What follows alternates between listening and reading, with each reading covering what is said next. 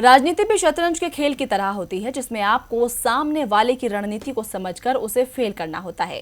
ऐसा ही इस वक्त उत्तर प्रदेश में होता दिखाई दे रहा है। उत्तर प्रदेश में 10 राज्यसभा सीटों पर चुनाव है और उससे पहले जहां सपा ने बसपा और बीजेपी की दोस्ती की पोल खोलकर रख दी, तो वहीं बौखलाई बसपा ने खुद के लिए मुश्किल राह अपना ली है। या यूं कहें कि सपा ने बसपा की राह में मुश्किलें खड़ी कर दी हैं, जिसके बाद मायावती के लिए सिमटते साम्राज्य को संभालने की चुनौती है।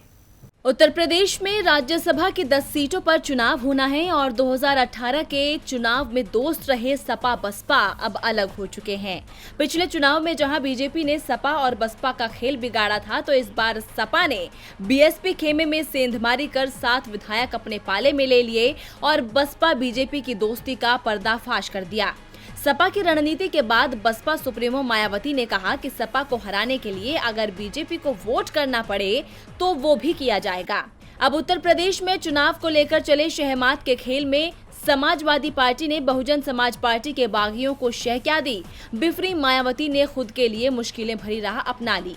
चुनाव में सपा को सबक सिखाने की सौगंध के साथ बसपा ने बीजेपी की तरफ जो नरम रुख दिखाया है, उसके हानिकारक परिणाम आके जा रहे हैं। ऐसा इसलिए क्योंकि अब तक मायावती के साथ खड़ा मुस्लिम मतों का एक वर्ग उनसे छिटक सकता है। साथ ही बीजेपी के जो असंतुष्ट अपने लिए बसपा में संभावनाएं देख रहे थे, वो भी दूरी बना लेंगे। अब तक तो विरोधी ही मायावती पर बीजेपी से साठगांठ की बात कहते रहे हैं, लेकिन बसपा सुप्रीमो के बीजेपी का साथ देने के ऐलान के बाद सूबे का सियासी माहौल गर्मा गया है, जिसका सीधा नुकसान नीले खेमे में नजर आ रहा है। बता दें कि यूपी की राजनीति में मुस्लिम उसके साथ जाता रहा है जो बीजेपी को हराने की स्थिति में हो। मुस्लिम मतों को लुभाने के लिए खुद को उनका सच्चा हितैषी बताते हुए मायावती भी पूर्व में न केवल उनके ज्यादा टिकट देती रही, बल्कि बीजेपी से साठगांठ के आरोपों को भी सिरे से खारिज करती रही है। लेकिन अब बीजेपी का साथ देने के ऐलान के बाद वो सीधे तौर पर मुस्लिम समाज के निशाने पर होंगी।